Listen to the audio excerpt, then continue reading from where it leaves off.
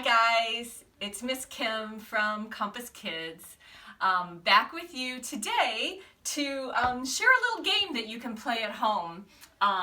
Did I ever tell you that what I do for a living is I'm an editor and a writer, and I used to edit magazines, and now I write stories here at home in my home office. So I like words. I like to play with words, and one of my favorite little word games, I was messing around with some words, and I like to take two words and combine them and make a silly word. And I was thinking maybe while you're thinking this week about your favorite Bible story, that you could write down some words from that Bible story, whatever it may be, and try this little exercise, this little game. It'll be fun if you like word games. So for example, I don't have a chalkboard, so I'm going to use this cheese board, and it has slate on it. And when I serve cheese, sometimes I'll take the chalk and I'll write the name of the cheese. But for today's purpose, let me show you, I don't know what that was. Let me show you an example right here with this word game. So this is a board for cheese, and cheese plus chalk equals cheek. Huh. Get it? That's what I'm talking about.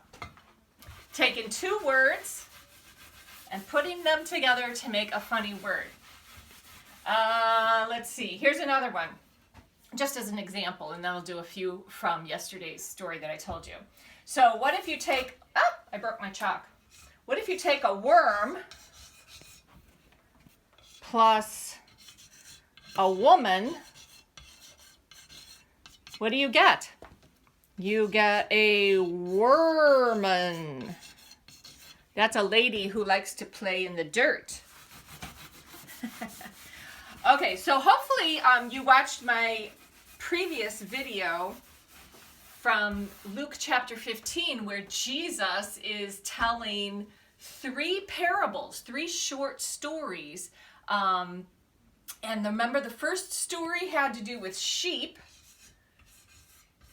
the lost sheep, and it was a parable. So I put those two words together. I actually came up with two for this one. It could be a shearable or a shareable. I'm running out of chalk.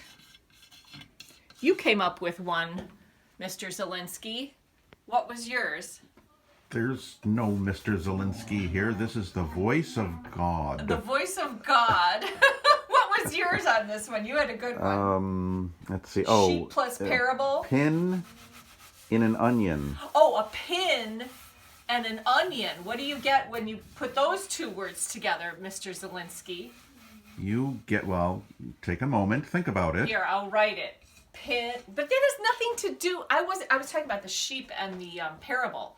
But anyways, we can do your pin and your onion, because we're on to parables now. What do you get when you put pin and onion together? An opinion. You get an opinion.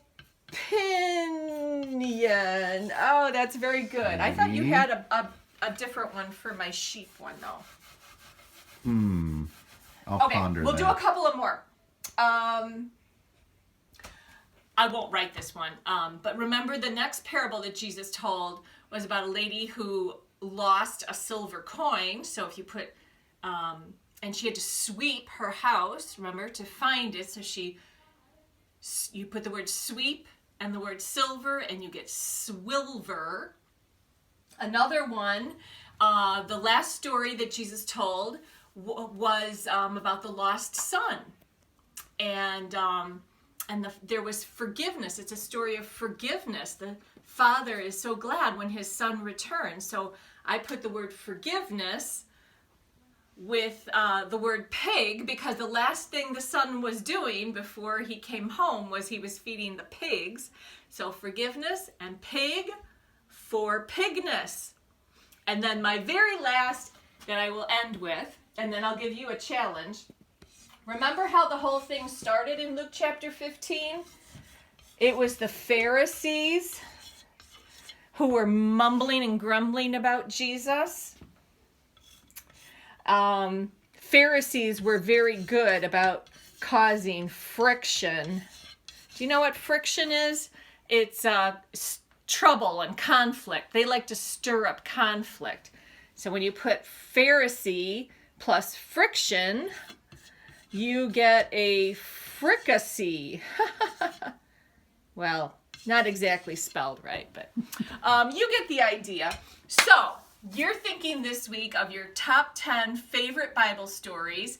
Maybe what you could try doing is take a piece of paper and a pencil and write down some of the words from that Bible story and then start putting them together to make silly words. So go ahead and make your silly words. Maybe it'll help you remember your story a little bit better. And I would love to see what you come up with. So send me an email. And don't forget,